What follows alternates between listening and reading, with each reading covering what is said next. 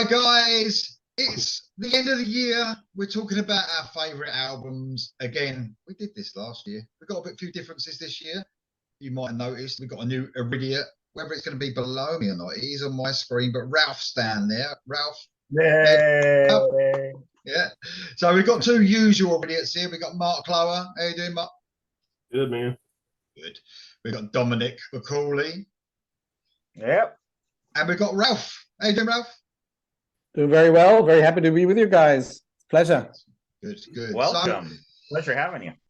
Yeah, definitely. So, I mean, we've rounded up some albums last year. We did this sort of thing. We went round the houses. We just spoke about some albums. It doesn't have to particularly be our top five, although Dom has done his top five. Mark has done 5 albums that he just wants to speak about. 3 being sort of in your top 3 sort of thing. Ralph's done a top 10, but he's going to talk about 5 of them. We'll do some honorable mentions, obviously. And I've just done the usual, just random shit as I make it up as I go along. So, yeah, I mean, I have done my top 25 albums already, so I'm just going to talk about 5 of them, you know, just not the top 5. So we're going to go around the houses. No rules to this, really, guys. We're just going to, you know, I've made a few notes, hope you guys have as well, just to talk about your favourite stuff. It's been a mental year, though, isn't it? How mad has it been? Even what, like, I just thought it can't get any worse than worse. I mean, better than 2021. Worse slash better.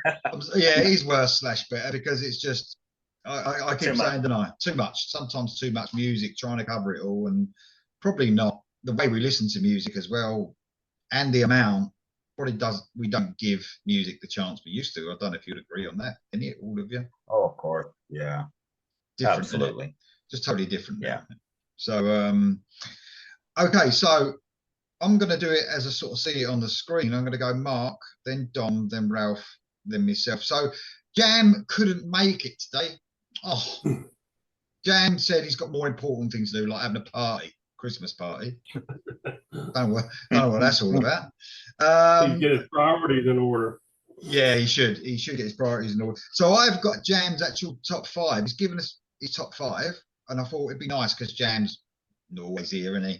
So we would do his top 5 as well. So what I'll do then, if I do Jam, then I'll go Mark, Dom, Ralph, then myself. I was thinking, like, looking at the albums that Jam has chosen. There's a few that I could talk about, but there's some that I wouldn't. So I'm going to put it around the room, and if any of you know any of these albums, you could chat about it if you want. All right. But I'm trying not to. I'll try not to have a go if I don't like it because it's Jam's list, and it's you don't want to do that. No. Or we could just really give it to him, you know, really treat him like shit because he ain't here, couldn't we? We could do that. Yeah, because he dropped out. Because he dropped out and blew us out. So he has very eclectic taste. He does. He definitely does. So if I go, if we go Jam first, then so he's chosen 5. He's got a couple of honorable mentions, but we do his first one. He gave us, which is Alter Bridge, Pawns and Kings. So that's probably me, isn't it? Talking about that one, I would have thought. Yeah, probably. Yeah, probably. Yeah, I mean, ain't on my list to talk about, but. Great album by Alter Bridge, an excellent pick by Jam. Definitely returning to form. I mean, none of their albums have been bad, but I suppose you could say they've had a dip in their last couple of albums. But Pawns and Kings is a great album by Alter Bridge. Made my list as well. So, yeah, the guy's really. I was surprised it was so low, actually. Yeah, it still doesn't reach the heights, in my opinion, of past glory. It's an improvement, but it's not as great as the first 4, I don't know, 5 or something. Yeah, definitely. But they have got a bit heavier. There's some real stomping tunes on there, definitely. I mean, I used to see Alter Bridge as a faultless. Used to make faultless albums. You know, there was no weakness. You're talking like top albums, all killer, if you like. Yeah. Yeah. I mean, I love this album, but there's 2 songs on it that I can do without. So it's like, you know, they're getting there, but not quite. But still a brilliant album. So that's Jam's first pick. Alter Bridge, Pawns and Kings. So that's an excellent pick. So we'll go through to Mark. What you got on your first one, mate? Okay, I didn't necessarily rank these in my order of preference or anything, but this one would definitely have to be in my top three, and probably no shocker to anybody that knows anything about me. Tony Martin, Thorns, came out on January 14th of this year. It's only his third solo album. Obviously best known for Sabbath. He had a first solo album in '92, another one in 2005, and then this year he finally came out with this one. He works with a guy named Scott McClellan on this that I had never heard of prior to this, but he's a incredible guitar player from somewhere here in the States. I forget what state he's from. But this album's very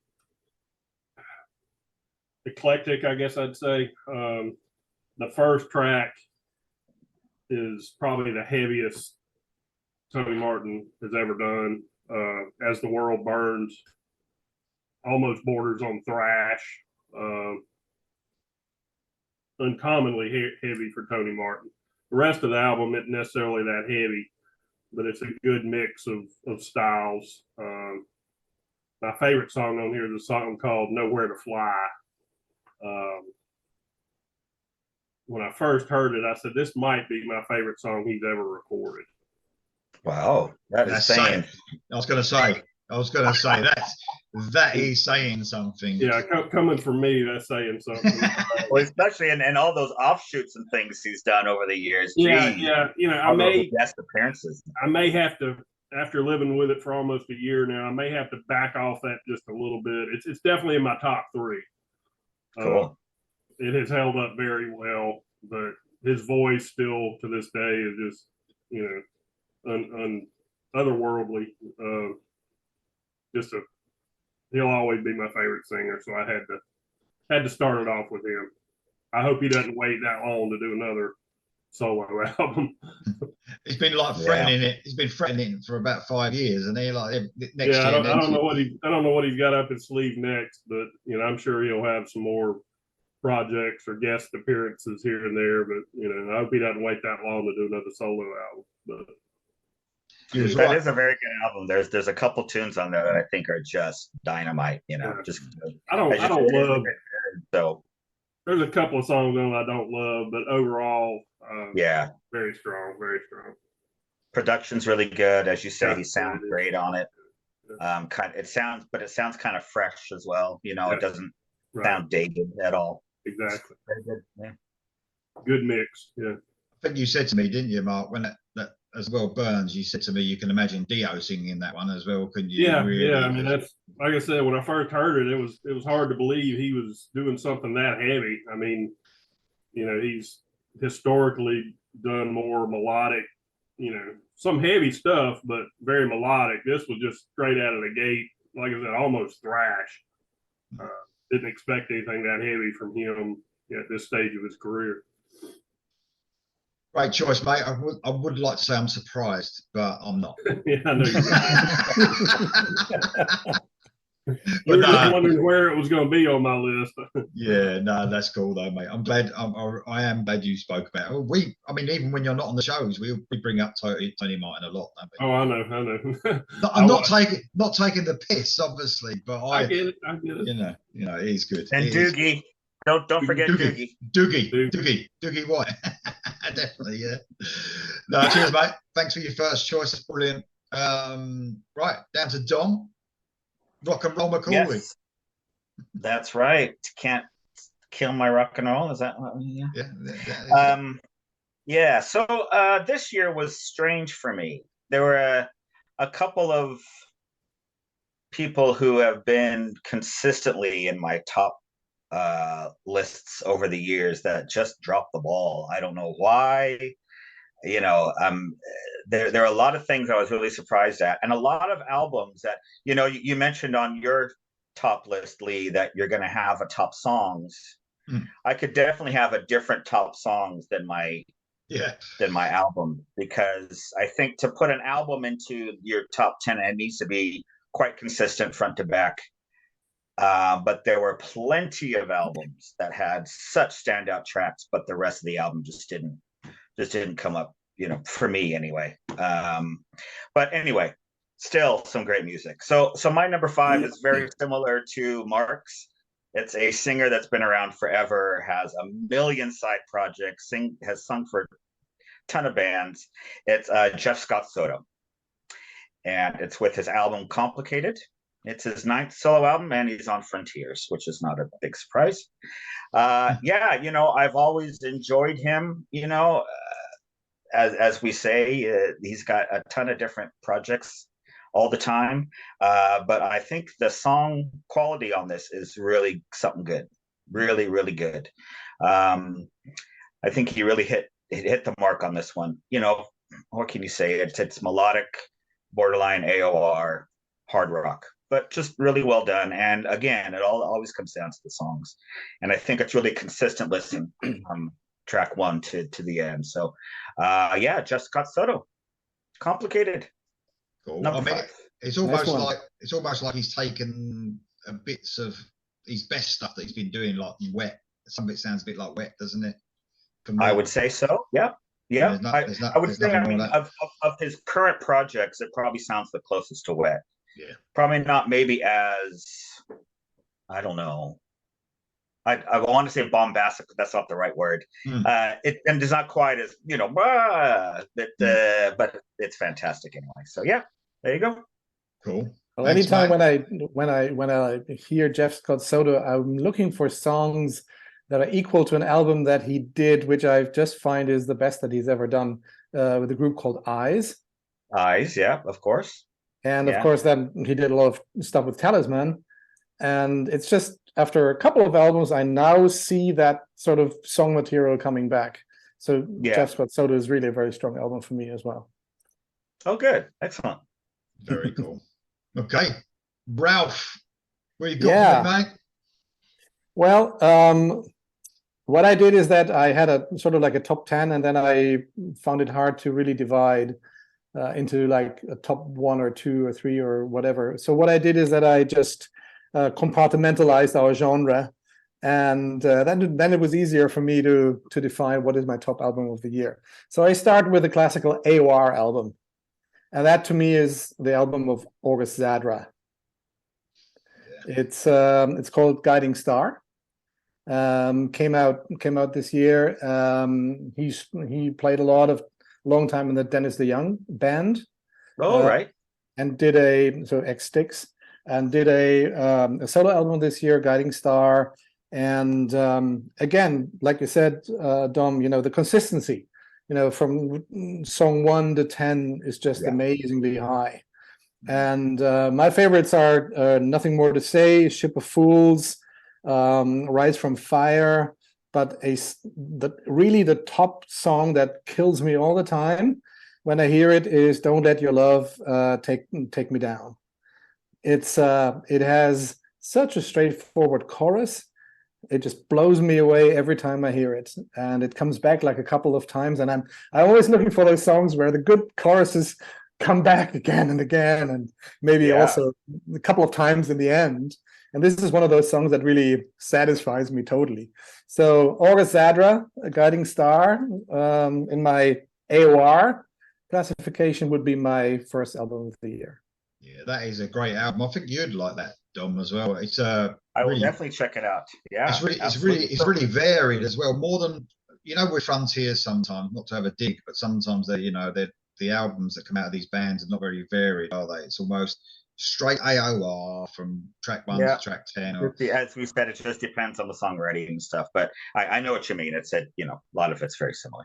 But this Zadra album is more like even the musicianship. It's almost progressive at times, but clever, but never loses that melody in any of the songs. It's really clever album and really good as well. Yeah, love that. Is he the singer then? Yeah. Singer and guitarist. So in Dennis DeYoung, he was just guitarist and like background vocals or something. Exactly. Okay. It's his first solo album. Excellent. It's just amazing. Yeah, it is good. Thanks for that, Ralph. Cheers, mate. So we're in my 5. These were in my top albums, but I almost want to talk about bands that are probably not spoken about as much as others. That's probably how I did my list. And the first one actually came in at my number 22, so quite far down my 25. But obviously, my top 25 were all amazing albums. This band's called Trauma, and the album is Awakening, and it's a real heavy album. Probably more metal, but bordering on thrash at times, I would say. This band, like a long way back, formed in 1981, American, from the Bay Area. So right, you know, when thrash was picking up around that time. Before they made an album, Cliff Burton was in the band, but way back then, before he left for Metallica.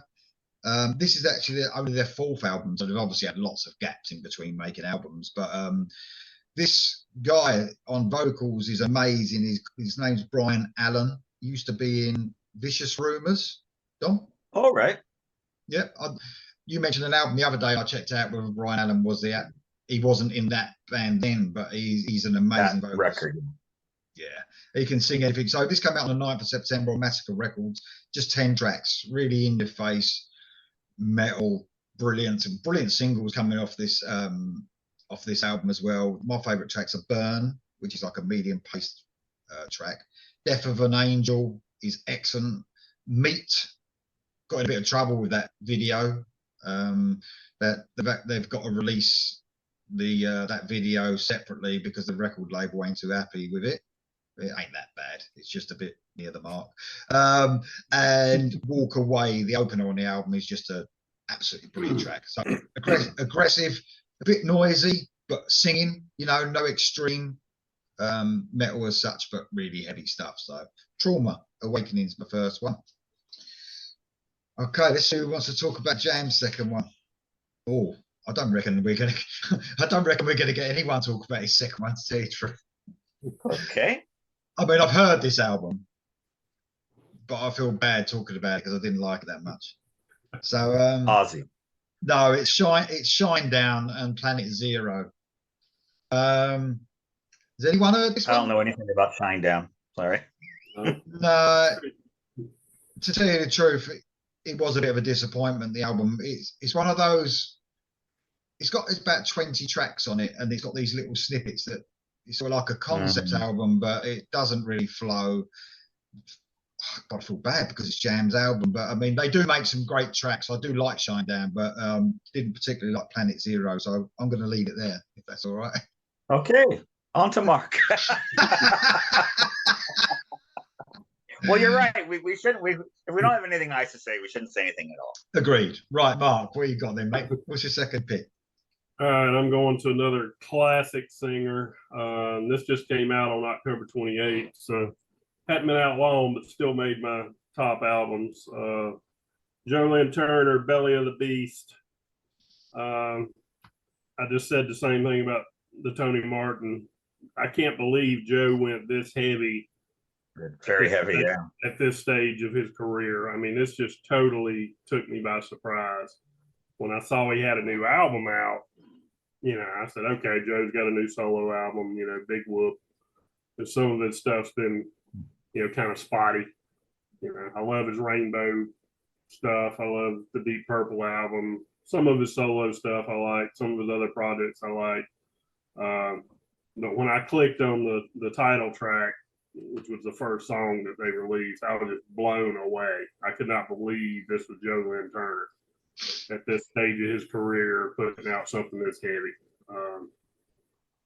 Very symphonic. Again, the opening, the title track borders on thrash. It's so heavy.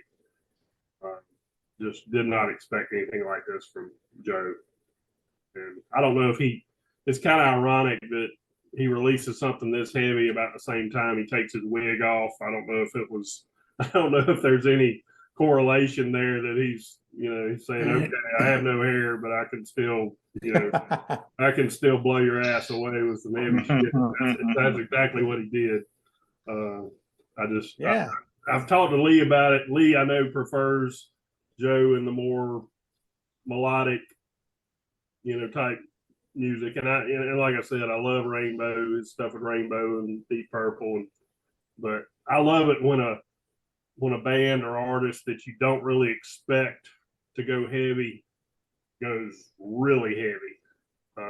It gives it more impact to me. Like I said, I would have never thought Joe Lynn Turner at 70, 71, whatever he is, would put out something as heavy as this. Yeah, I found it really surprising as well. Although I have to say the album for me has like two sides, two pictures, two faces. Yeah. One is the very much the Jolene Turner influence, or songs that I would rather expect coming from Jolene Turner, but a bit more heavier. Yeah. And then there are other songs that I do think were written by the guitarist, which is also the guitarist of Pain, who also worked with a Rammstein singer and did an awful album out, I found. But there are clearly some of those songs as well. So you have the Jolene Turner side and you have the guitarist sort of song material side. Yeah. And I have to say that I like the Jolene Turner stuff more than the other parts. So for me, it's a 50-50 album. Yeah, it's not all balls to the wall. I mean, there is some more typical stuff from him, but it's still got that heavy edge. The other standout to me is called Tortured Soul. Yeah. Just that one gives me chills. Right. That is a great, brilliant track, actually, that one. Absolutely. I was like, when it was all in the press, wasn't it? Or, with Sunstorm and all the grief over that and him leaving and then Ronnie Romero taking over. And they said that Jolene Turner was leaving Sunstorm because he wanted it to be heavier. And I thought, what a load of bollocks that is. What are you talking about? He just wants to do AOR. He wants to do it like the first Sunstorm album, which is one of the best albums ever recorded. I love that album. But it might have actually been true. By the looks of it, he wanted to go heavy. So I still much prefer him in that band. That's just my opinion. But that's a great choice, mate. Would it be bad?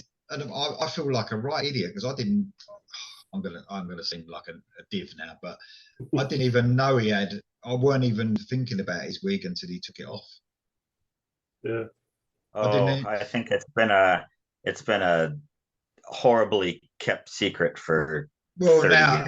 Now obviously now I see him like in concert just a few years ago with a long, now look, the other day I saw a video of him in concert with no sweat at all, just like, at the end of the gig. Yeah. Just I'm thinking, oh yeah, I am stupid. Do you know what I mean?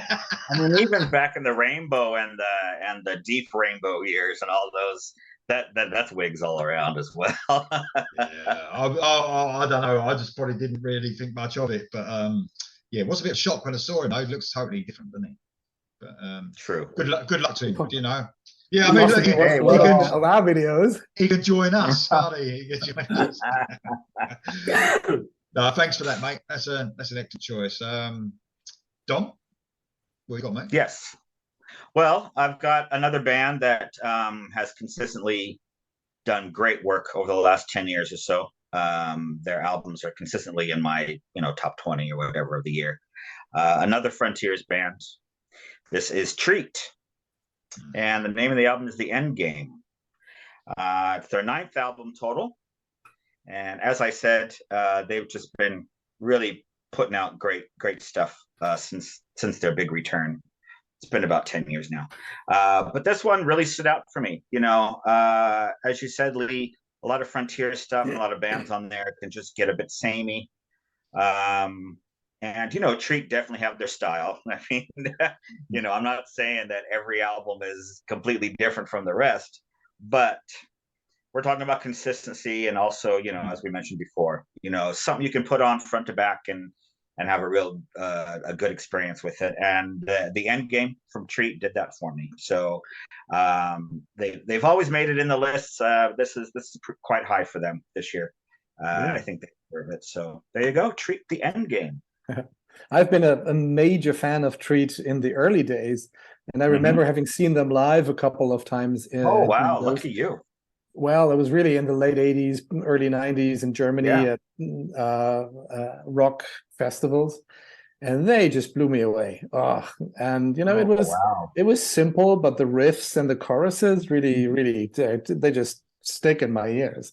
And since they returned, I still watch out for songs of that quality. And I think Endgame has a couple more than the earlier albums.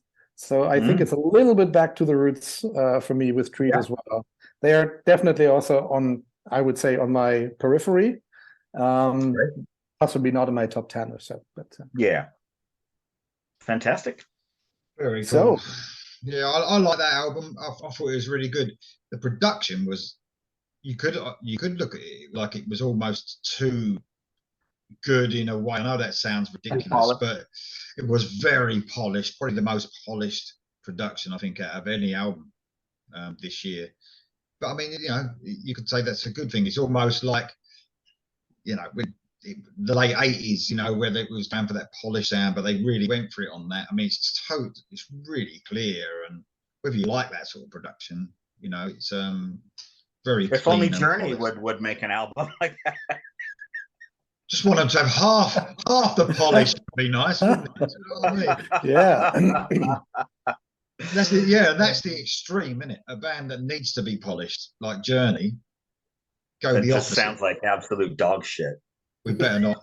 You never know, because that might be on Mark's list or Ralph's list, but I doubt it. I would be very surprised. I mean, maybe I've put my foot in it. No, I don't think you have, mate. I don't think you have. Okay, Ralph, what you got? Another category goes more a little bit into the direction of sort of like the X, Motley Crue, Skid Row, glam metal. Sleaze. And the album that I have for you is Madhouse. Album called Down and Dirty. Oh, you like this, Dom? You will like this, Dom. For sure, he's already sold it to me. Yeah. So it's their third album, and I came across them first when they released their second album, and I was like, whoa, that's really like Motley Crue. Bit of Skid Row, going in that direction. A lot of girl stuff, but well, whatever.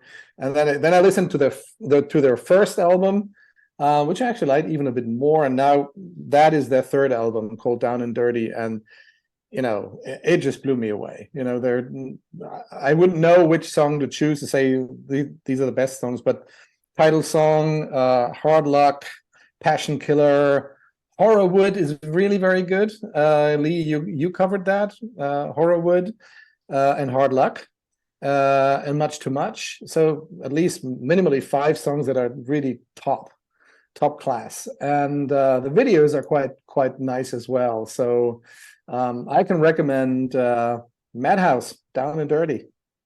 Where are they from? Do you know? Are they European or are they American? No, they're European. I think they're Scandinavian, actually. Okay. But wouldn't know which country they're from. But pretty sure Scandinavian. Well, I'll definitely be checking that out. Yeah, you should. And also check out the earlier albums. They're great as well. Right, thanks for that, Ralph.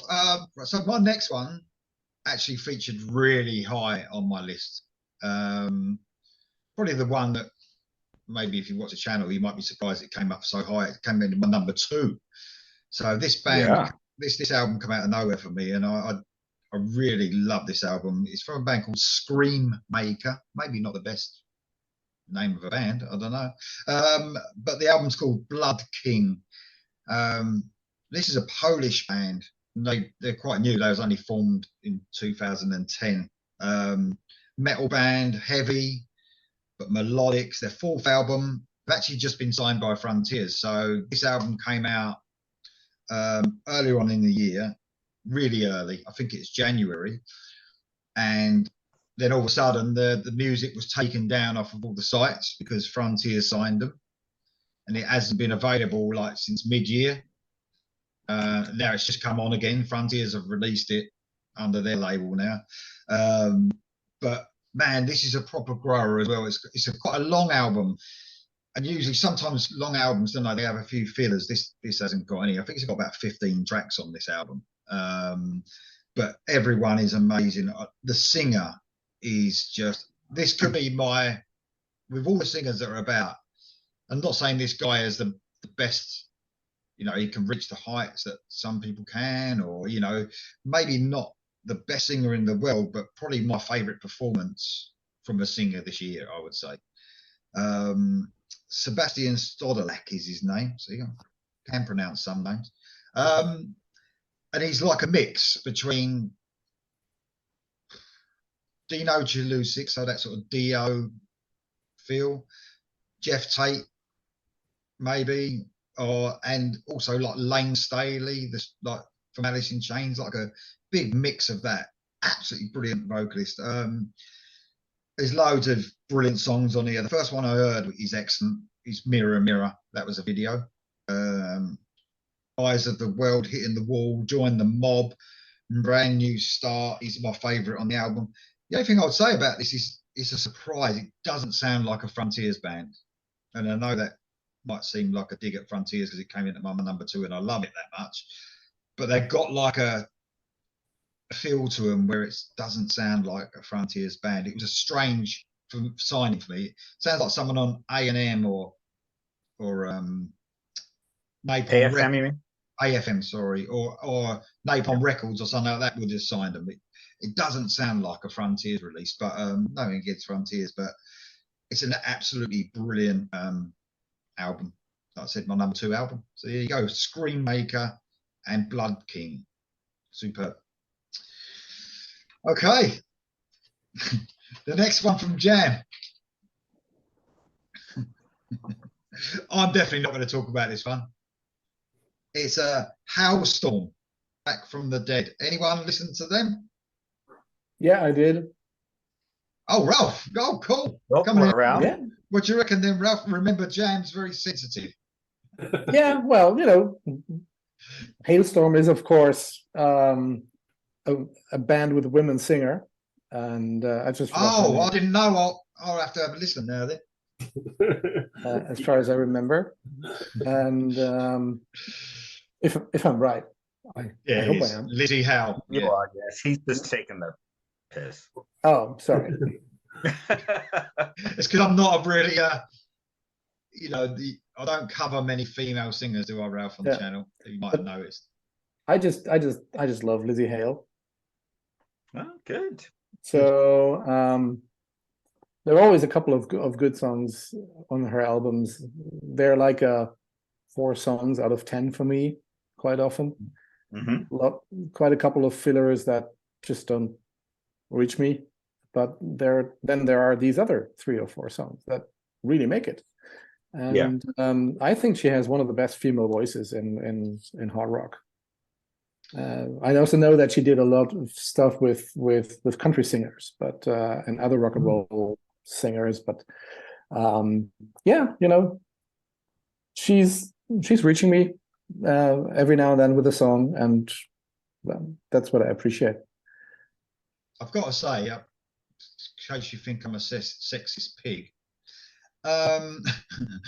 although it doesn't click with me for female singers. I do appreciate how good they are, and I must admit I've seen her live, like clips of her on. I think there was something about Download a couple of years ago. She was on there, and quite amazing. The way she can belt out live those notes and not, what I mean. And I think she's going to lose her voice in a minute. She can really scream, quite amazing, really, but just not for me, obviously. There you go. Well done, though, Jam. Good choice. Okay. Mark, what you got, mate? What's your third choice? Okay, I'm going to back up just a second. I forgot to mention, I think I was in good company with the Jolene Turner album because our honorary Iridiot, Lucha Libertaria, picked that as his #1 album when he left his comment under your top albums video. Luca, yeah, we like Luca, don't we? He's a good guy. Always does his Lucha, list. Lucha. Yeah, he comments on a lot of stuff, and I noticed that was his #1 pick, so I thought that was pretty cool. But anyway, my third pick, I almost didn't pick this one because Lee talked about it quite a bit after it first came out, but it's so good. I finally decided to hell with it. I've got to talk about it again. Iconic. Second Skin came out on June 17th. Supergroup, is the only way you can describe it. You got Michael Sweet, you got Joel Hoekstra, you got Marco Mendoza, you got Tommy Aldridge, he blows me away how powerfully he still plays. One of the best. Stage. I mean, Absolutely. He's like a machine. I mean, you look at him, he looks like he's 102 years old, but man, with the wig on, of course, he's always, even when he was, probably in his 30s, he looked that way. So, at least he still got hair. or has he? Yeah, or has he? Yeah, or does he? Yeah. And then I got to be honest, I had never heard of Nathan James. Oh wow! I had never heard. Yeah. Okay. And so when I saw the lineup, I was like, they got all these huge names. Where'd they come up with this, at least to me, unknown singer? All right. And God Almighty, when I first heard him, it was like, my God, where's this guy been all my life? He's been in a band called Inglorious. Yeah, I mean, honestly, I'd never heard of him.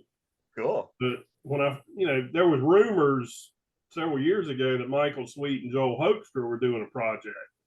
And Joel had actually played on several of Michael's, or at least two of Michael's solo albums.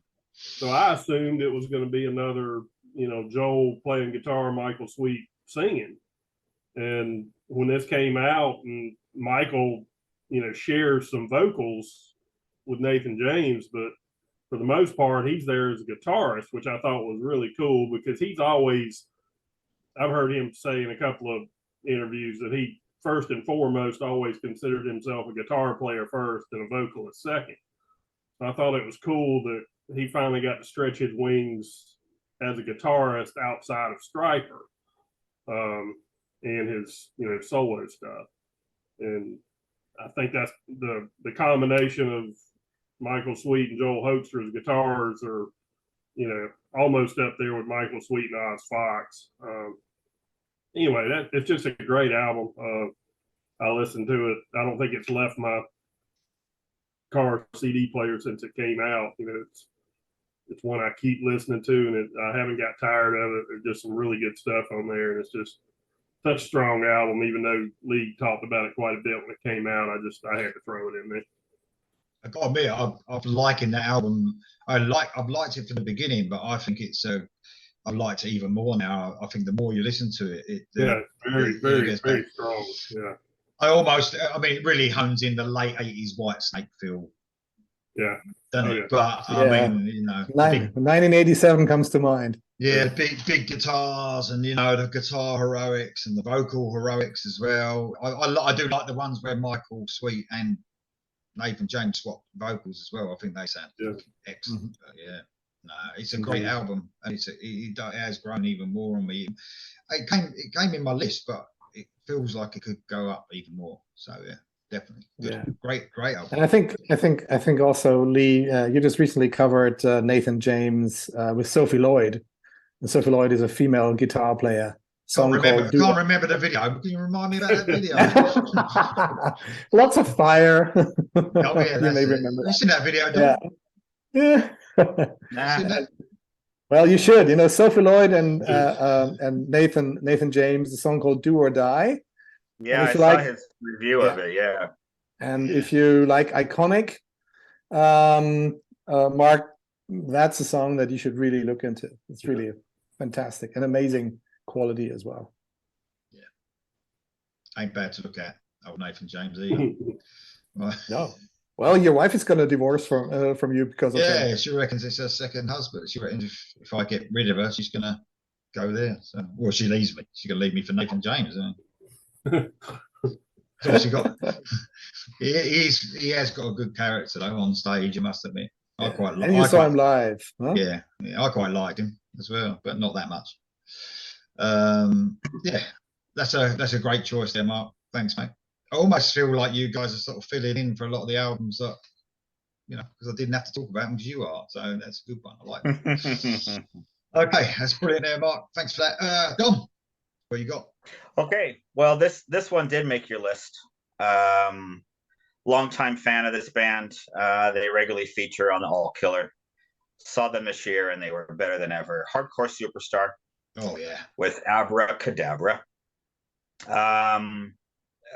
What can I say? They're one of the preeminent kind of sleaze bands of this era. They really are. They're a precursor to a lot of the, I guess I wouldn't say more well known, but a lot of the Swedish things like Heat and Crazy Licks and stuff. Hardcore Superstar were doing this before those guys, and they're still just producing just great records. I wouldn't necessarily put it on my list just because it's them. There are lots of heavy hitters that didn't make my list this year, but this album was terrific.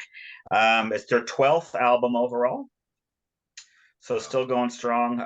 They're on a label called Gain, which is like a Swedish kind of indie label, but they have distribution with Sony, so it's still going out there. But they're not signed to Sony direct; they're on a indie label. But yeah, I went to a Sleaze weekend this year in Sheffield, and lots of big names, Michael Monroe and Crazy Licks and Pretty Boy Floyd, and just all a ton of bands. But they were the high spot for me. They were just fantastic. I'd seen them once before, but on a smaller stage, and they really shined on the bigger stage. Really good stuff. So yeah, if you haven't heard them and you love your Motley Crues and just those classic sleaze albums, check out Hardcore Superstar. They are one of the best of the bunch. Absolutely. Yeah. That really surprised me, that album this year, man. I mean, that's the first time I've heard them, which is a bit weird. I might have stumbled across them before, but some of those tracks on that, they've got like a darker sort of feel to some of those tracks as well. And like you said, the sleaze in there as well, but they're really melodic as well, aren't they? Some of these, you get that with sleazy type bands, they can lose that melody a little bit, can't they? And they're all about it's like we just always go back to the songwriting. Absolutely, it doesn't matter if you're a prog band or a sleaze band or whatever. It's got to be a good song. Yeah, that's a great album. Yeah, brilliant. Cheers, mate. Thanks for that, Ralph. Yeah, my next one would fit into the sort of classic hard rock heavy metal genre, and it's Iron Allies, Blood In, Blood Out. It was a revelation for me this year, this album. Actually, one of the projects of Herman Frank, ex-Accept, plays Victory as well, who brought an album out earlier this year, and now in the fall, Iron Allies came out, and singer on that album is David Rees, which is known from Accept as well, and does his solo stuff as well. And that album blew me away from the first up to the last song. I think it's the most concise, high quality, track by track killer album in that genre for me this year. And I have to say, I have a little bit of an affiliation with Herman Frank. We come from the same little village in Germany. I've seen him when he was like 18 and started to produce his first own stuff, and so before he actually moved to Hanover and joined Accept for the first time, then went out of Accept, did some solo stuff, and of course he had Victory running as well. Then he joined Accept for the second time for about a decade, and now is back with both Herman Frank, Victory, and Iron Allies. And Iron Allies, to me, was really the album that I was really looking for from a guitarist like Herman Frank. It just blows you away, track by track, choruses to die for, solos to die for. It's just fantastic. And of course, the voice of David Rees is just killing me. So Blood In, Blood Out, Destroyers of the Night, Evil the Gun, Freezing, and We Are Legend are just a couple of those songs, and they tick every box that you can think of, really. So yeah, this album is a constant turnaround in my CD player, I have to say. It's just when I'm a little bit frustrated about something, I just put in, blood out, Destroyers of the Night, Freeze In, and I'm a happy man again. Ah, fantastic. Yeah, it's a proper metal album. That, I mean, I think you'd like that as well, Don. The fan of Udo. Yeah, I know. Everything Udo, Ralph so, is coming up with. yeah, I think you'd like that one. Cheers for that, Ralph. Thank you very much. So Sure. the next one, a bit of a weird mixture, I suppose. I don't know if you've heard this one, Mark. This is a Christian metal band, Fear Not, and their album Fields of Sorrow. This came in at my number 15 actually on my list. And they're a bit different when you think of southern metal, I suppose. That's what they do. They're Christian metal band that does southern rock and metal mainly. But you know, I think they used to be a bit different. I haven't heard their old stuff. Apparently, they used to sound a bit like Skid Row, Slaughter, that sort of stuff, because they came back way back from was formed in 1987. Released the first album in the early 90s, and haven't had a lot out since. They've obviously had big breakups and, you know, not been together. They brought out an EP in 2019 and then released this one in July, I think. It was definitely in the summer, but they got a singer that's absolutely amazing. So Larry Worley used to be the singer, like back in the old days, but there's a guy now called Eddie Green, and he is just a fantastic singer.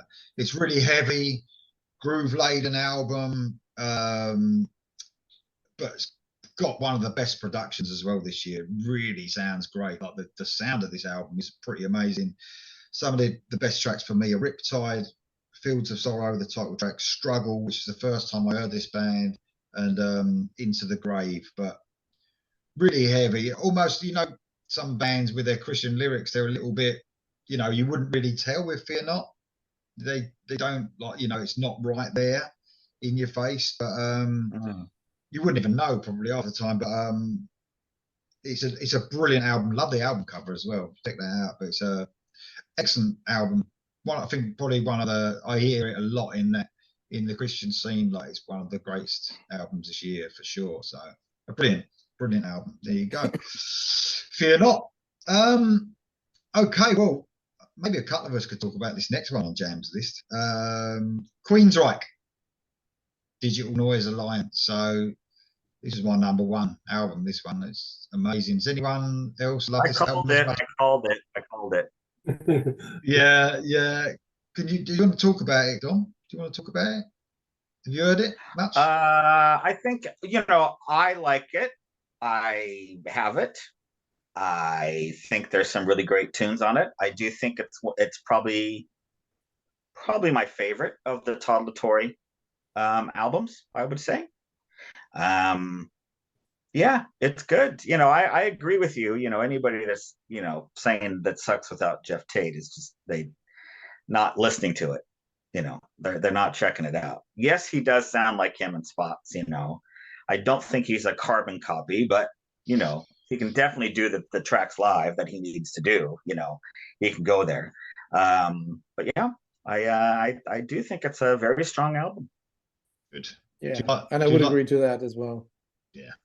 There's to me, Operation Mindcrime was always unbeatable. The pinnacle. Yeah, I agree. And I think this album, for me, from all the album that came after that, is the closest.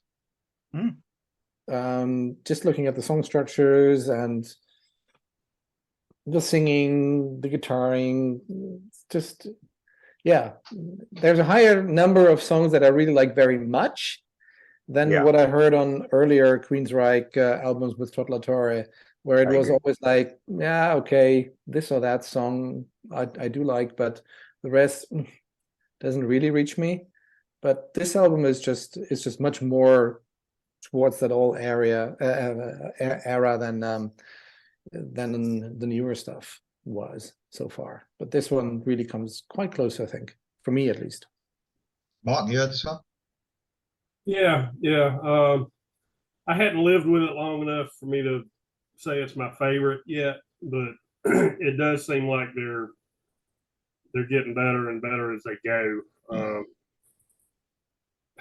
Todd, it's funny how Todd's kind of become the spokesperson, even though he's the new guy. Yeah. No, you're right. Yeah. He's the face of Queensryche now. I mean, it's kind of funny how that. I mean, could you imagine?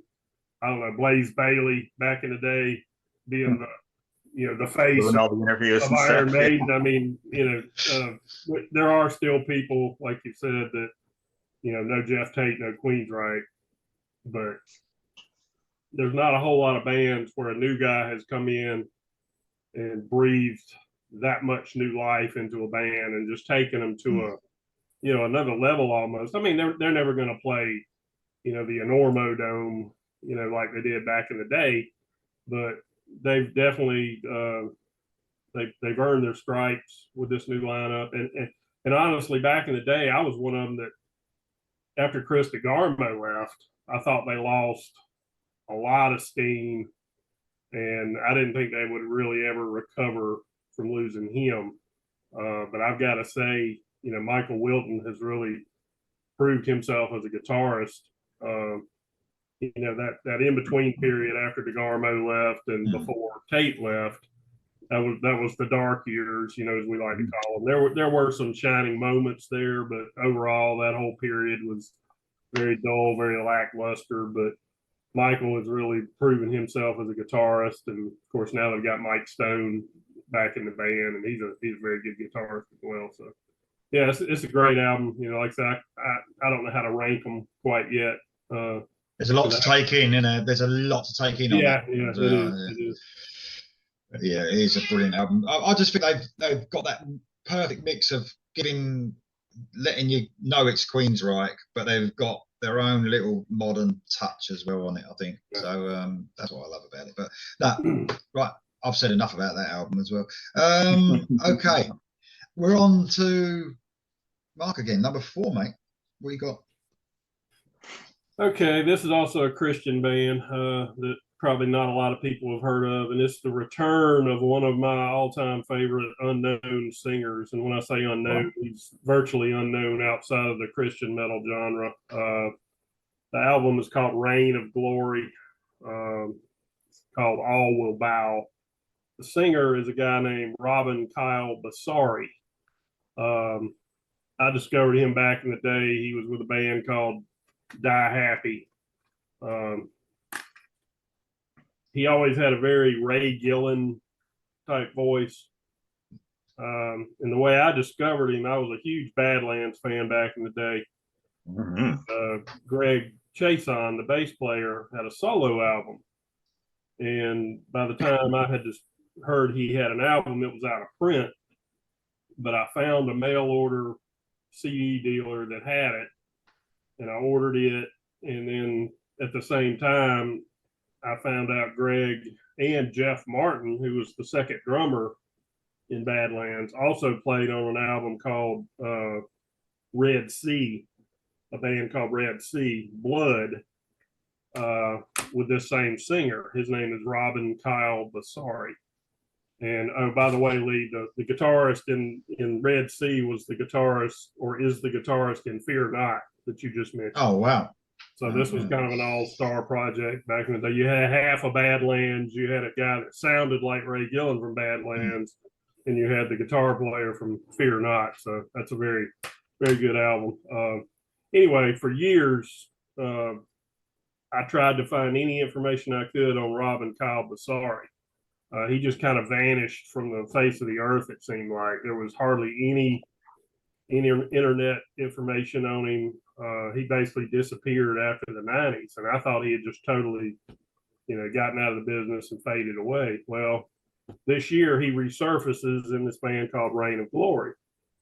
And our buddies Kent and Rex recently, just a couple of weeks ago, did an interview with him. So they kind of brought him out of the shadows, which was pretty cool. But his voice, unfortunately, has changed over the years to the point that he really doesn't sound like he did in the 90s.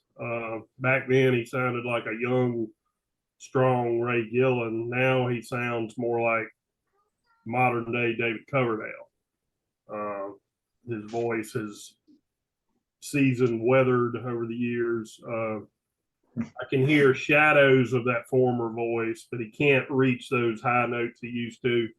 And he actually admits that in the interview that Kent wrecked. He said his voice has changed so much because Kent was pressing for him to do a reunion with Red Sea, and he candidly said, I couldn't do that type of material, the way my voice has changed over the years. But anyway, still has a good voice. It's just a deeper, more seasoned, weathered voice. But anyway, very good album. Probably nobody's ever heard of outside of like I said, the Christian metal genre. This one just came out in August 12th. But I think Lee would like it, especially since he just mentioned, Fear Not, because it's kind of in that same vein. Yeah. I was being, I can't remember it. Oh God, the cat's here, obviously. Nothing stops his voice sounding like that. That'll go on like that for the rest of my life, mate. That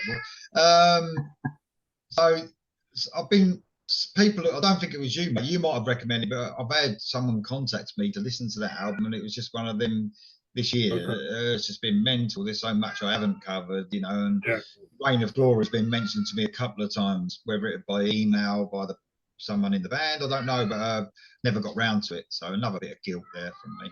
But, what a jerk. Yeah, I am a right arsehole. Yeah. How dare you? I mean, I'm glad you sort of brought up the vocal thing there, though, because you shouldn't forget that's, you can go and play a guitar as long as you haven't got living arthritis in your hands, you know what I mean?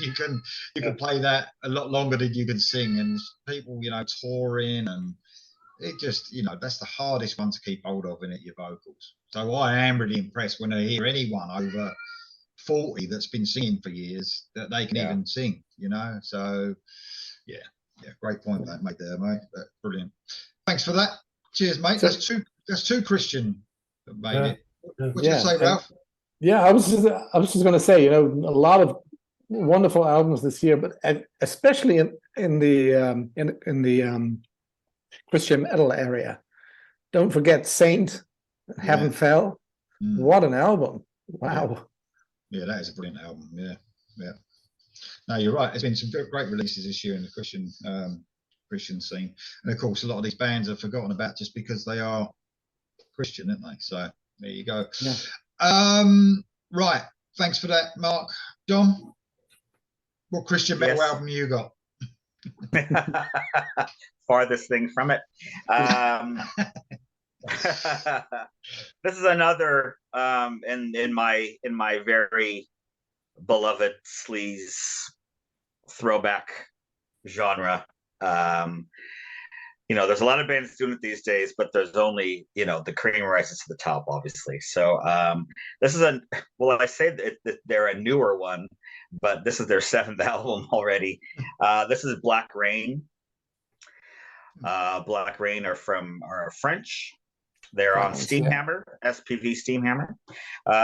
As I said, there's a 7th album called Untamed. And for them to rank higher than Hardcore Superstar, you can imagine the quality.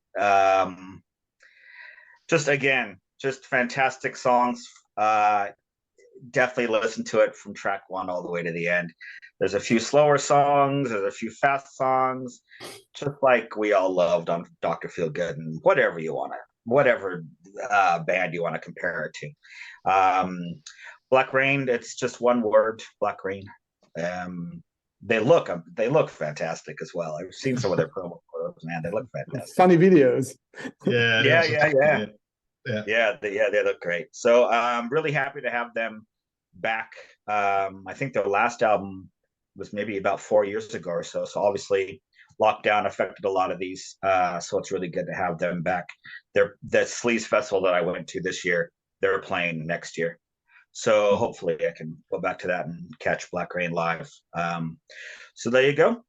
Black Rain Untamed. Seems like they've been teasing that album all year as well. I think Ralph said to me they might have postponed the date of it. Like, right at the beginning of the year, there was a song came out, and then it was like all the way through the year. Took a lot of time to come out. But, Yeah. Yeah. Not that I want anything else listened to, obviously. Do you know what I mean? So thanks for that, Dom. That's great, that, mate. Thank you. Ralph, what's your fourth one, mate? The fourth for me was a really difficult choice, really in the Teutonic metal genre. And there are two. So I make an honorable mention of Udo's Game Over album. And just remember, this guy is just turned 70 and is still singing like that. We just talked about vocalists. And the other one, and that's the one that I want to cover, is the 25th album of the band Sinner. The album is called Brotherhood. And I think it just is my favorite, just simply also because of the story behind the album.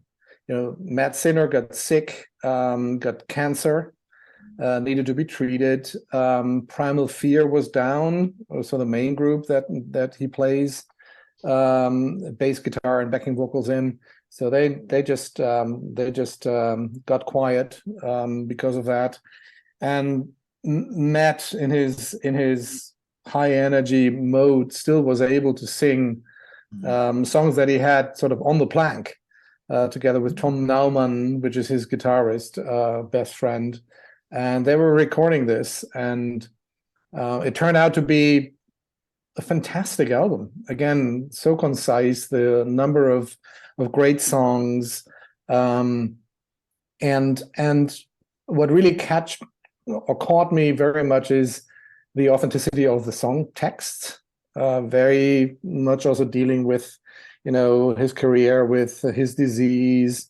So there are songs in there that are really very authentic, while the riffing of Tom Naumann is just killing me all the time when I hear it, when I listen to the album. So Bulletproof, We Came to Rock, Reach Out, Brotherhood, that's one of those very, very great songs. Refuse to Surrender, you feel the connection to the story. And then there is, they always had a little bit of a thing with Thin Lizzy as well. And there's one song on this album which is my absolute favorite. It's called The Rocker Rides Away. And if you listen to that, you think Phil Lynott is singing. It's the way that it's written, the whole song, it just blows me away. So Sinner, that's my Teutonic metal album of the year. Teutonic metal album of the year. Love it. Love it. Love it. No, I was really surprised by this album as well. You know, I can't say I've followed their whole career. I think they've probably been most popular in Germany, and then just kind of also rans in that kind of genre in the States or whatever. So never really heard much of their, you know, very early stuff. But I did take a chance on this one just because it's so much easier to listen to music these days than going out and spending 15 quid on a CD or whatever. So there's some really great tracks on there. And I know that Lizzie one you're talking about. Obviously, Lizzie had the song The Rocker, so The Rocker Rides On being a Lizzie kind of feel, you know, it makes perfect sense. I didn't know the backstory, but I'll definitely be thinking of that when I listen to it again. There's a so The Rocker Rides Away is really about, you know, what do I leave behind when I go? There's some great, I love it when they turn that Lizzie part on as well. I mean, that 40 Days and 40 Nights is very Thin Lizzy as well. Love it. Love a bit of Thin Lizzy. But no, that's great, mate. Sinner, brilliant. Thank you very much. So my next one is, I've spoken about this album quite a bit, and it made it to my top 5 actually. Number 5, it's a band called Siren. They're from Sweden. Oh yeah, I thought obviously. I thought that was going to be a contender for your number 1. Well, I mean, to tell you the truth, I mean, getting so hard when you're actually thinking about what's 5, 4, 3. It's just near enough impossible. Do you know what I mean? And they do switch around because you don't spend enough time. They will switch around, and it could end up going even higher. But really blown away by this. I remember the drummer who he made the concept about this. It's a concept album, but I remember him. I was speaking to him, and he was saying like he's been working on this concept since he was 25 years old. he wrote the story of the Soraya sign concept, and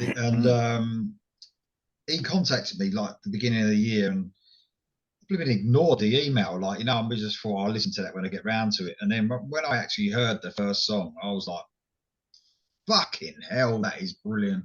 Literally, I don't think I've felt that shocked at how good a song is, because you've got all these bands, obviously, we all know. And then when someone contacts you, can you have a listen to my song? You think, yeah, when I get round to it. And then when I got round to it, I thought, fucking hell, that is brilliant. And then every song on this album is excellent. So Soraya sign, the album's called Throne of Gold. Suppose you'd say it's melodic rock stroke metal. There's some AOR thrown in there as well. The closest I think when I'm listening to it is like the Alan Londe projects, or the Young stuff, I can hear that in it sometimes. The vocalist is amazing. Stefan Inkvist is his name on the lead vocals. Like I said, Jesper Lindberg is the drummer, does a bit of rhythm guitar. It's his project. They've been signed to Frontiers. So, this came out on Massacre Records, I think, something like that. I think it came out on Massacre Records, I'm not sure. But then, Melodic Passion Records it came out on, so not a very well-known label. And now they've been signed to Frontiers.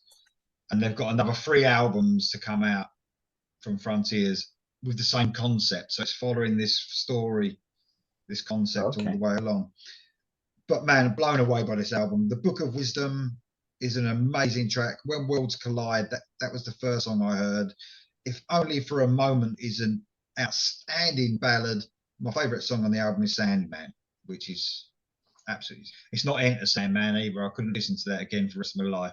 But it's called Sandman, and it's absolutely amazing. So check out that band. They are, if you took this back a few years, 30 odd years, they're probably like, everyone would be blown away. But there's so much music now, isn't there? Who knows? Yeah. Who knows? You never know. I think someone from Frontiers is watching your channel, mate, because they're signing all your favorite. Probably, yeah, I don't know. Unheard of bands, yeah. There's a couple that I was really happy with this year that have been signed by Frontiers, they should send you a A&R signer's fee kind of thing. Yeah.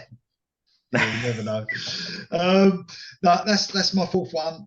All right, so Jam's last one, and you've already said, I think it might be this one, Ozzy Osbourne. Oh, so amazing. I'm not going to talk about this one. Although I haven't listened to it loads, but I have heard the album. The best thing I can say is that it's better than the last one. Oh, that's as far as I'll go. That's positive. Same with you as well then, Ralph. Better than the last one. I have to say, honestly, to me, he sounds like your cat. But he has done since 1976, whatever. Yeah, your dog's called Dio. Your cat should be called Ozzy. But, yeah, but honestly, I lost Ozzy after, what was it, with Shot in the Dark, or what is it? Yeah. I always have the feeling there are like 25 producers trying to squeeze something out of his voice, and Zakk Wylde comes in and out and plays a guitar solo here or a riff there, and then 50 other people are involved, and I just let's keep it positive, Ralph. This is a jams list. Oh yeah, he's gonna hate me now. No. We dig each other about our musical tastes anyway, don't we? No, that's I'm totally looking at the legacy of Ozzy and find that's amazing. I just simply think there is a moment where you should stop.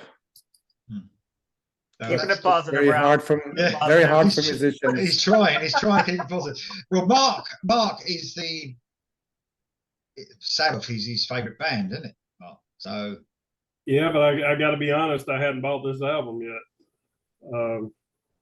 I did like the title track. I was highly disappointed in the one he did with Iomi. I was expecting great things and was not blown away by that track. I haven't heard the whole album. I will get it eventually just because I'm a completist. But yeah, honestly, I can't give it a fair, ranking at this point because there's just, like you say, there's just so much that's come out this year, and I can't afford to order every CD that I want to buy that came out all at one time. So I will get it, and hopefully after I get it and listen to it, there'll be something else on it that'll resonate with me. But yeah, at this stage, I kind of agree with Ralph. Ozzy doesn't need any more money. I mean, honestly, Sharon does though. yeah. She's probably got another 3 facelifts in her. She has a brand new face. I just saw it yesterday, and she looks so weird. She looks like Susan Boyle. Oh my God! And she paid for it. I don't know. Anyway, I'm glad he's still healthy enough to do it, and I love Ozzy. I really do, but I haven't, like I said, I hadn't gone out of my way to get the new album yet, but I will. Well, Jam, we love that one, mate. Good choice. Look, I think we missed my top. It just missed my top. Yeah, 500. I think we'd all agree. What Ralph said there about the legacy, no one can argue with that, and what he's brought to metal music. Yes. But you like what you like, don't you? I mean, I've seen some of the comments under the the videos and stuff saying it's the best Aussie album since. Just think, you need to fucking just be honest, don't you? I mean, I'm a bit weird because I like The Ultimate Sin. That's my favourite Aussie album. People are like, what? It's the first two, isn't it? People say it's the first two. But you like what you like, but you can't tell me, unless you're a new Aussie fan, that's your favourite album. That's the only way you would be. Like, you're 15 years old. Jam, you just got into Aussie. Jam's top 5. That's in Jam's top 5 albums of the year. Yes, we love it. We love it. We all love it, Jam. Well done for that one, mate. Right, okay, moving on to the last one from Mark. There you go, mate. Okay, before we went live, Dom asked me about my shirt, and I just told him to stay tuned. Siren, I discovered earlier this year. One of our cable channels, one of the high cable networks, aired a documentary called "I'm Too Old for This Shit," a metal fairy tale, a heavy metal fairy tale. Okay. And I said, well, I don't know what this is, but I got to watch it. Mm-hmm. And at first I thought it was a spoof, kind of like Spinal Tap. But it wasn't a spoof. Siren was a band from Florida back in the mid-'80s. They were basically teenagers at the time. They released one album that nobody ever heard of outside of Florida, and had a very small underground following. And somehow they became well known in Germany. So I was going to ask Ralph, have you ever heard of Siren? Yeah, I did. Okay. Oh, But not that I really followed them. It was one of many, but definitely you at least know the name. Yeah. Yeah. Okay. More than most. Yeah. They were known in a certain part of Florida, and they were known in Germany. Like I said, they did one album, and then they did some demos, and then basically faded away. Well, 35 years later, a guy in Germany who was involved with a festival, a metal festival called the Keep It True Festival, contacted the former drummer of Siren and asked if they were still, playing, or if the band was doing anything. Anyway, long story short, offered them to come to Germany to play in this festival. Well, these guys were all living normal lives now. They had normal jobs. They hadn't seen each other, some of them in 35 years. Well, because of this offer in Germany, they reconnected, got the band back together.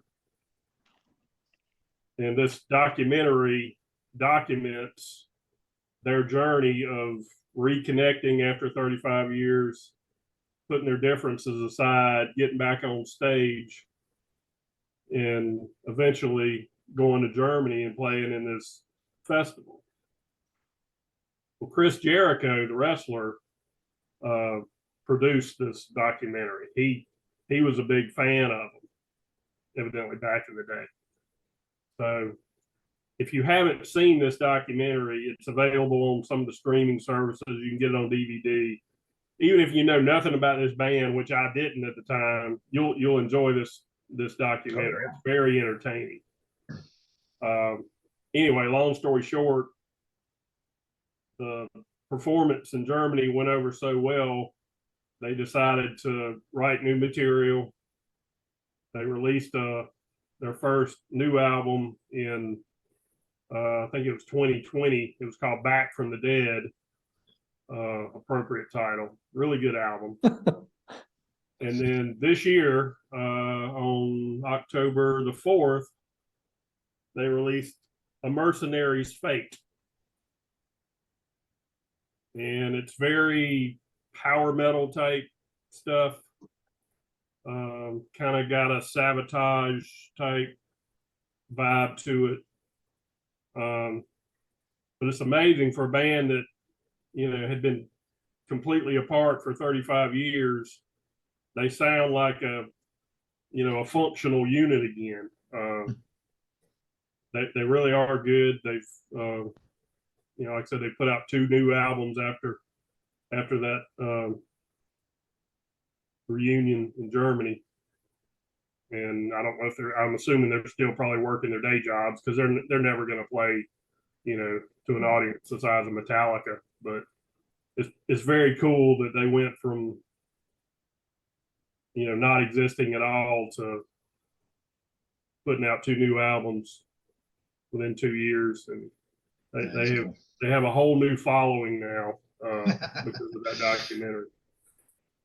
I mean, that is probably you hear quite a bit of that sort of story these days, where bands been away for so long. But I mean, that's one of the best ones I've heard. That's pretty fucking amazing. It's, like I said, if you hadn't seen it, you can find the documentary online, or you can get it on DVD. You would really enjoy it. Like I said, I'd never heard of them, didn't know anything about their music, but I watched it just to see what it was all about. And of course, after that, I forgot to mention, around the time they released the album in 2020, they also did an anthology of their first album from '86, along with some demos. They re-released it as an anthology. I got it. And then I found out later that there was a second album that was done with other than the singer, a different lineup that was only released in Germany. And it was recently reissued, so I ordered it from Germany.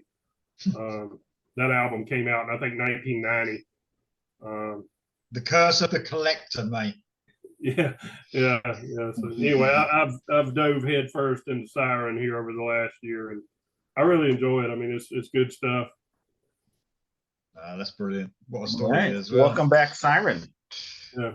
It's funny what you said there a minute about, they're probably working their day jobs. It'd probably amaze some metal fans, rock and metal fans, how big you have to be not to have a fucking day job. Oh, yeah. Do you know what I mean? Especially the way music is now. You'd have to be pretty big not to actually have to work as well. It's a bit shit, isn't it? Do you know what I mean? Ain't like back in the 80s, you got your record deal, that was it. You were made for until 1992. Yeah. There you go. Excellent one, mate. Really enjoyed that. That was excellent. See, you don't just get best albums here, you get history from Mark, don't you? And you get I love it. I absolutely love having you on here, mate. Thanks for that, mate. What you got there, Dom? Okay, my number 1 album of the year is a It's a bit of a surprise just because, this is another band similar to Treat, who the last 10 years or so, they've just been releasing just really quality records. Always kind of fun. ABBA. Is it ABBA? They've been away for a No, while. they have an album this year. Oh, right. Okay. Yeah, they usually make an appearance on my top 20, probably. But maybe kind of the lower rungs. Always good stuff, but maybe not as shiny. But I just think song for song, this is my favorite record of the year. This is House of Lords. Wow. Saints and Sinners. It's on Frontiers. Thank you, Frontiers. And it's their lucky number 13 album, 13th album. I mean, they've kind of always been the bridesmaid, but never the bride. They're always somewhere in somebody's list, probably, but not number one. But I just they are now, mate. I just have to say, yeah, they fucking deserve it. They deserve it. And this one, probably really stands out as my favorite. Don't know how to describe them. It's just your melodic hard rock. James Christian still can sing his ass off. Again, all down to songwriting. Great songs. You can really just put that on and let it play and not have to skip anything. So there you go. House of Lords, Saints and Sinners. I think I can definitely see that. I can definitely see that. I think it's their best album for many years. I think the last 2 or 3 were like mediocre, always good, but not sort of like that top notch. But Saints and Sinners is just fantastic, song by song. Good. I'm glad somebody else can see the difference. They've been really consistent. You can never really go wrong with any of their albums the last 10, 15 years, but this one just has that little something extra. I think the last time they blew the fans away was probably their comeback album. Was it World Upside Down, wasn't it? Like a few years ago. That was really good. But again, I think they do something a little bit different, don't they? They have that. They're like an AOR melodic rock, but they have like a 70s feel at the same time. Yeah. Cheers, mate. Thank you very much for both of you guys for your top 5. What you got then, Ralph? Or your 5s? What you got, Ralph, for your last one? Lee, you wouldn't be surprised. It's an album that we talked about already before. And when I just looked at what album grew on me more than every other album, it's the album from Evil called The Book of Evil. And classifying it really as sort of like new wave of British heavy metal reminiscence in some way. There's also the story behind it, which is so interesting because they released an EP in 1984 as young guys, and then life came in the way, jobs, families, and they split. And just a couple of years ago, they had a sort of a reunion, not even a reunion, but just came together, played some songs. A couple of 2 or 3 new members of the band. The singer has changed, and that seemed to have turned out so well that they decided to record it from their own money. So they just did it, and what came out is an album of 11 songs, The Book of Evil. It has this very rich variety of shorter, crispy songs, a little bit longer, mid-tempo songs, and they have these 2 songs really at the end, which to a certain degree come from the EP, from the earlier EP that they did like about 35 years ago, which is called Book of Evil and Evil's Return. And those are songs, or the second one is actually 2 of the EP songs pulled together into one song, and became sort of like 7.5 minutes. The first part more instrumental, and then really moving into a song. And the second and the final one, Book of Evil, is again 7.5 minutes long, and blows me away whenever I hear it. There's not one boring second on this album. it just really grew on me. When I heard it for the first time, I thought, yeah, it's quite good. And then I heard it again and again and again and again, and it's a constant grower for me. And now, as far as I know, they are having a fundraiser out for collecting money for new material. So it's again one of those 35 years later story. Where you think, how on earth? And but it does happen. And in essence, this is their debut album, though, yeah? In essence, it more or less is. Yeah. They had something with like 2 earlier members in 2015, but you know, that's a fail. I wouldn't even call it a realistic album of that band. But this is really the debut. Wow! After that EP, 35 years later, and it's better than ever. It sounds, you know, it's a Danish band, and you know, Danish studios, they produce a hell of a lot of great material, and the sound of that album, the how concise and tight the whole album is, just brilliant. So it is my album of the year because of the story, but also because of the music. That's brilliant, mate. Another great story as well. I mean, I've heard some of them songs out there that doesn't sound like a band that went for 35 years for sure. It's weird, isn't it? Even though the music industry is the way it is and bands don't make money so much, it's also quite easy, obviously, to get an album done, isn't it? And get it out there. You know, you don't need to pay millions for a producer as well. You know, you can make it yourself. There's a yin and yang to the whole thing, you know. It as you say, there's so much out there that it's, you know, it's the worst of times and the best of times. Yeah, it is. But, you can't give it the full attention, you know, because we all have to work for a living. We all have, you know. Yeah. So, you know, there's our top 5s or top 10s could probably change if we live with some of these albums for another 5 years. You know what I mean? But I agree. Yeah, it is what it is. And I know that because I sort of know your taste a little bit, Mark, you would really like that album. So you get to listen to it on YouTube or something. You love it. The big riffs, sort of a bit, I wouldn't say doomy as such, but it's a little bit Sabbathy at times, I suppose. You know, a little bit. So, you know, not Sabbathy as in 70s Sabbath, probably more, you know, Tony Martin type. Not exactly, but I think you would that would get you, that album. I really do. James. Oh, that's me now. I've got my last one. Oh, sorry, I was going to go on Dan's honorable mentions. I could do in a minute.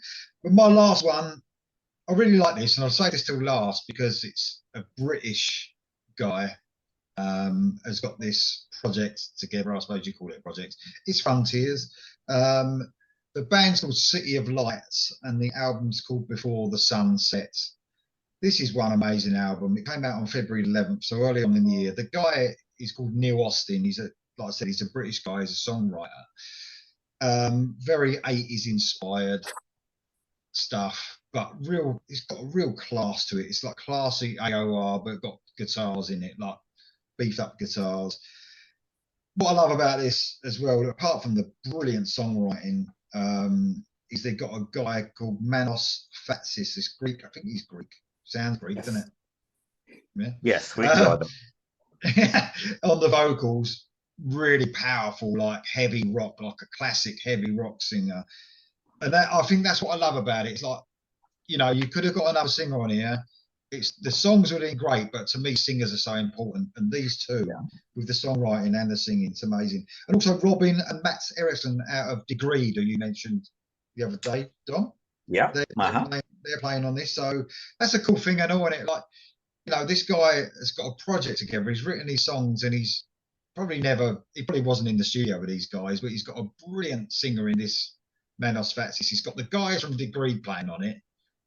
It's pretty fucking amazing, really. So it's almost like people's dream come true in it. You know, they've probably written these songs and they've got people they really admire, you know, playing on them. But an amazing album from start to finish. It came number 11 in me albums, but my favourite songs on here, Snake Eyes is amazing. Racing on the Red Line, which is the opener, is just could have been pulled straight out of, like, I don't know, a Top Gun movie or something.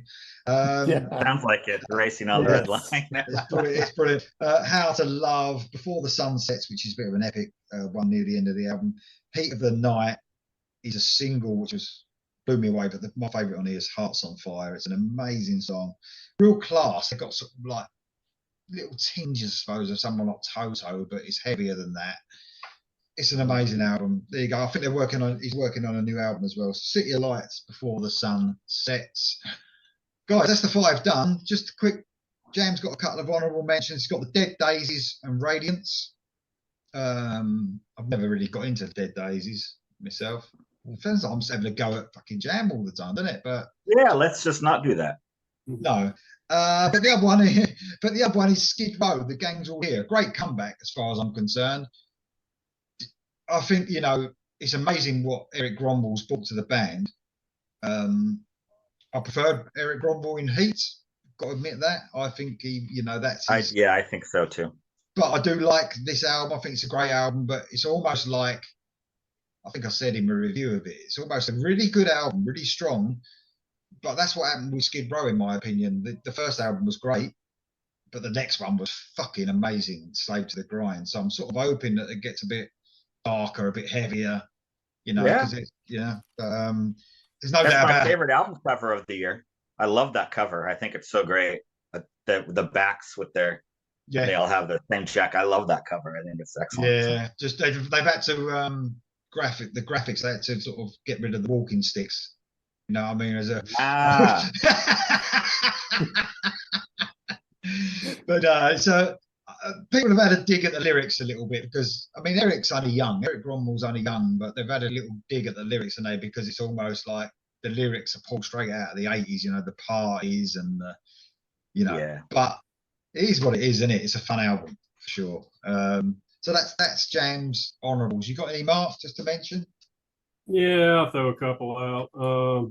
I had a couple pulled just in case I had any duplicates. Not that there would be any duplicates with my list, but new one from Bloody Hammers. It's called Washed in the Blood. Very doomy band from Transylvania County, North Carolina. Love them.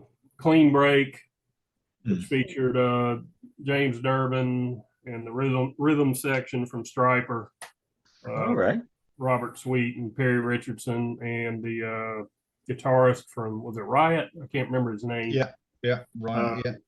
I don't like this as well as Iconic or James Durbin's solo album, but there is some really good stuff on there. And of course, I got to mention Stryper, The Final Battle, Ashes of Aries, with the Emperors and Fools, I believe is the name of it, the new one. I don't have it in front of me, but unfortunately, we'll probably never get another Iced Earth album, but this is the closest we'll get with the former singer and guitarist from Iced Earth. And then one I mentioned when we did the Halloween show, Quartz, On the Edge of Tomorrow, classic new album band that had a new album out this year. Brilliant, mate. Thank you very much. I really like that Ashes of Aries album, by the way. There's some real there's about half of it are really some standout tracks on there. Yeah. Really cool. Dom, any mate? Yeah. I'll put a couple prog in there because I do love my modern prog. This isn't prog metal. This is just straight up prog rock like the classics do. My favorite prog album of the year was Pattern Seeking Animals. This is a side project from former members and current members of Spock's Beard, who are one of the preeminent modern prog bands. So this is the singer, the current singer of Spock's Beard, who I love, and then past and present members of Spock's Beard as well. So that was my favorite prog album of the year. The other one I really like is called Lonely Robot. And that's the gentleman he's in another great band called Frost, who have made quite a big name in modern prog as well. He's the guitar player in that band. And this is his side project, Lonely Robot. Cats in Space, who have been around for quite a while now. Very kind of Queen-esque. Don't take the spells too seriously. You know, it's not a parody band, but I mean they do have fun with their music. Really like that one. Shiraz Lane, another good sleaze-ish type group. And the last one is surprisingly Nazareth. Nazareth have Carl Sentence on vocals now. And the last one I quite liked from about 3 or 4 years ago. This one is miles better. Really good stuff on this one. Believe they're on Frontiers as well. So thanks again, Frontiers, for giving these guys the money to make these albums. I know we lost Dan McCaffrey this year as well. But Carl's been in the band for a couple records now, but this is definitely a standout one. So the new Nazareth, definitely check that out. And I'll stop there. No worries. Thanks, mate. Much appreciated. What you got then, Ralph? A long list, but I'm gonna just choose a couple. I actually liked the album this year of Aerodyn or Aerodyn. I don't know exactly how to. Aerodyn, yeah. Aerodyn. Black Swan was great. Yeah. I would mention Ginevra, which was a great album that I liked very much. I also would have mentioned House of Lords, definitely. And two more that I want to mention. One is the newest Night Ranger album, which I really think is very well done and has a very nice taste of music. And, you know, with my AC/DC shirt on, due to the lack of new AC/DC music, they just only come out like every 5 to 7 years. If they ever come out with one more, we never know. I really loved an album from the album Fired Up by Sideburn. Proper AC/DC, yes, yeah, that one, yeah. And they are from Australia. They're sort of like a mix of AC/DC and Rose Tattoo, if you want. Terrific. And they've done around about a dozen albums already. Oh, wow. And Fired Up is really just blowing your ass off. Fantastic. They're called Sideburn, you say? Sideburn, yeah. Yeah, I love that. I don't know. I just wish they did all have them. I said to you, didn't I, Ralph? I wish they had massive sideburns. They had big chops. Yeah. No, they look, you know, I think it's just very colloquial guys and having fun in music. And when you look at the videos, they just blow the roof off. It's just fantastic. Good. They definitely got that. They definitely got that rhythm section you need if you're going to do that AC/DC type stuff. Yeah, very cool indeed. I'm not going to do any honorable mentions because I've talked enough shit on all the other shows. So yeah, that's it for me. So guys, been great having you on. It's been great. Yeah. Ralph's been fantastic. Ralph has been great. Welcome. He's an official Iridiot now. Yeah, an official Iridiot, exactly. So come back again, Ralph. Often. That was great. Yeah, I love it. I loved it. It was a lot of pleasure. It is. It's really interesting talking shit, isn't it? Hey Lee, maybe we can get him on a live stream after the first of the year. What do you think? What, when we actually finish it off? Yes, sorry, Mark. I know we got. Yeah, I know. We will. Ralph could definitely join us for a live stream for sure. 1982. How'd you feel about 1982, Ralph? 1982? Yeah. Ralph was. Oh no, that was terrible. There were no good albums in 1982. That was. It's probably less than you think, actually. Well, it was for me anyway. But further on, then it was a lot. But listen, guys, it's been a right pleasure. By the way, just in case, Merry Christmas to you. Yes, Merry Christmas to everyone that follows these. I know, it's Lee's channel, but we do the All Killer once a month or so and everything. And people that leave the comments and the lists and stuff, just so great that you enjoy it and you get in on the fun as well. So it's a pleasure. So yeah, Merry Christmas and Happy New Year to everyone. Yeah, and just the last thing to say, sorry to Jam. I feel bad. But next time, choose some better albums, mate, and you'll be all right. He loves it. He absolutely loves it, doesn't he? Yeah, I love it. Yeah, he does. All right, guys. Thank We you will very never much. see him again, but that's fine. Yes. A Merry Christmas, Happy New Year to everyone out there. You'll be seeing me again soon, but see you later, guys. Thank you very much. Thank you all.